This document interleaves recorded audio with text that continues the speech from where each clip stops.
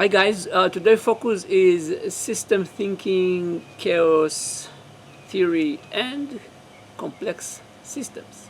And I want to focus today on more on system thinking and more on the fact that over time we emphasize the need of a system thinking in order to look at organization as holistic picture and more focus on connections between elements in the system and how they're working rather than to dive in into analysis of each and every component in the system.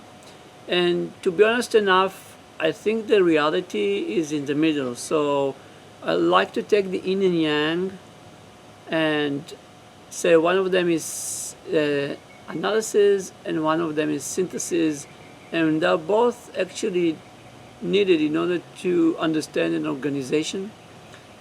Sometimes you need to use synthesis, sometimes you need to use analysis.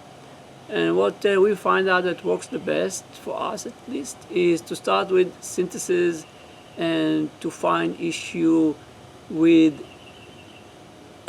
with connections of elements in the system. So just focus on the connections, looking holistically.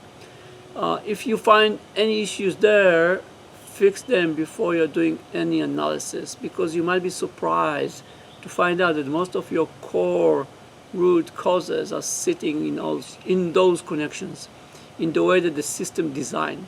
And if you resolve the way that the system designed, you will resolve a lot of problems, although it's harder to do than just focusing on one individual and one role. If you did this exercise and you still see issues, or if you did this exercise and you find out that there is a specific area in your system that need a lot of attention, then roll your sleeves and take any kind of analysis framework that fits what you're trying to do and use it in order to dive into an element in the system and understand how it is working.